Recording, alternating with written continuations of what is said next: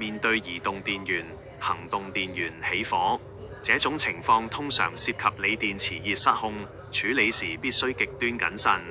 在消防員抵達前，請根據火勢情況採取以下步驟：一、核心原則，不要用水潑。如果充電寶正在劇烈燃燒或冒出濃烈金屬煙霧，潑少量的水可能引發化學反應或產生噴濺。切斷電源。如果充電寶正在充電，第一時間切斷插座電源，關閉總閘或拔掉插頭，避免電擊風險。疏散與通風。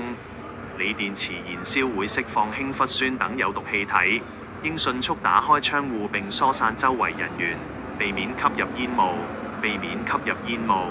二、不同階段的處理方法。情況 A： 剛開始冒煙或發燙，尚未起火，轉移位置，迅速用防火手套、長柄夾子或厚重的濕毛巾，確保不滴水，將其移至空曠、無易燃物的地面，如瓷磚地、陽台、洗手間，遠離易燃物，移開周圍的紙張、衣物或木製家具。情況 B： 已經出現明火，但火勢較小。滅火器。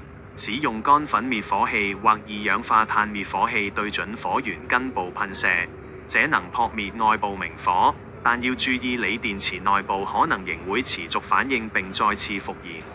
沙土掩埋。如果身邊有沙土或泥土，大量覆蓋可以隔絕氧氣並控制火勢蔓延。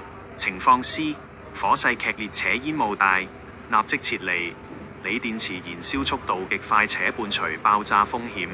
如果火勢已無法控制，請立即關閉房門以阻隔煙霧，迅速撤離現場並等待專業消防人員。三、滅火後的後續處理。持續監控。鋰電池具有熱失控特性，即使明火熄滅，內部反應可能仍在繼續。建議將受損充電寶放置在盛水的金屬桶中，確保完全浸沒，至少24小時，直到其完全冷卻。不要再次觸碰。燃燒後的殘骸溫度極高且含有化學殘留，請勿徒手觸摸。重要警告：不要嘗試拆解，絕對不要試圖拆開外殼查看，這會導致內部短路，引發更大的爆炸。不要使用蓋子覆蓋，除非是專業的防火毯，否則普通棉被或衣物極易被點燃。總結：最有效的處理方式是斷電，移至空曠處，使用滅火器。